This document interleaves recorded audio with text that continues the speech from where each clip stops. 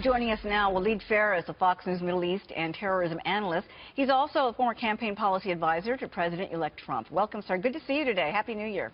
Happy New Year to you, Uma. Thank you. Well, as we get set to welcome 2017, there are a host of problems facing the new administration. And with Angela Merkel today saying that Islamic terrorism is Germany's biggest test right now and threat, isn't it ironic since she essentially set up the problem in a big way by allowing over 1 million people, 1 million refugees to come into her country. Many of the vetting processes were questioned at the time, and now she stands a big test herself because she could be voted out of office.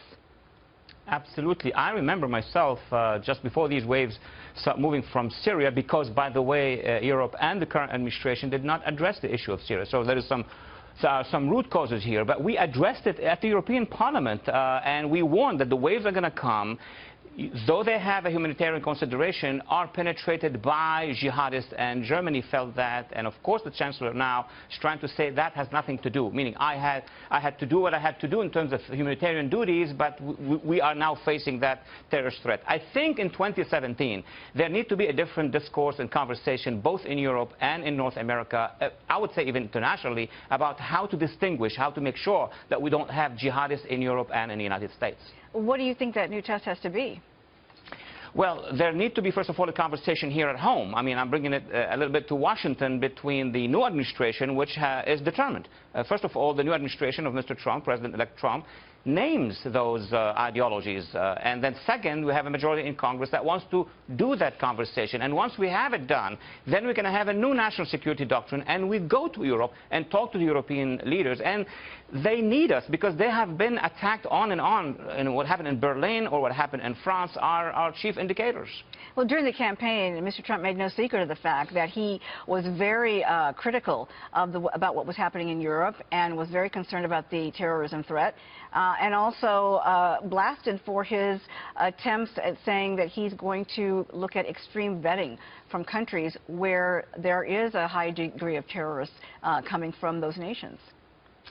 The old policies, both in Washington and in Brussels, which means the European Union, failed. Otherwise, why are we having all these attacks? And now the intelligence community is telling us that we are conducting investigations in all 50 states, and the Europeans are conducting investigations in all 27 countries that they have.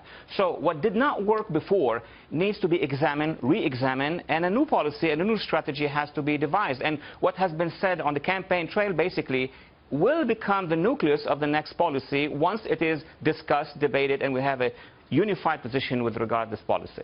You know, looking at the larger picture over what's happened in the Middle East and Europe, a lot of critics have been saying that the Obama White House essentially looked the other way, did not back countries when they needed help, particularly in terms of what happened in Syria.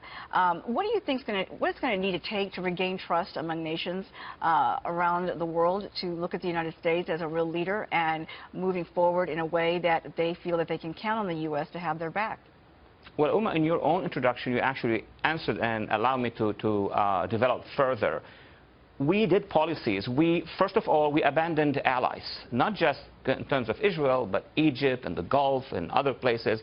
And then the administration allied itself or partnered at some point with the wrong people, with the Muslim Brotherhood militias, with some of the jihadists. And then we signed this treaty with the Iranian regime that we call the nuclear agreement, abandoning the Iranian people and abandoning our civil society's friends in the region. So all of that has to be reviewed again, and then we have to move in a different direction, reinstalling a good alliance with our partners in the region on the one hand. On the other hand, we need to signal to our, to the factions in the Middle East that there is a different U.S. policy now, and we're not going to be basically withdrawing from the region. We're going to come back, but with alliances and coalitions. And really quickly, in the few seconds I have left, what's the legacy of the Obama White House from your perspective, the international legacy? It is going to be a long time before we determine that, but it is abandonment of our allies and changing the course of how the United States was perceived. The image of the United States is the biggest victim that I can see in the region and in the world. Walid Phares, good to see you. Thank you so much. Great insight. Thank you. Happy New Year.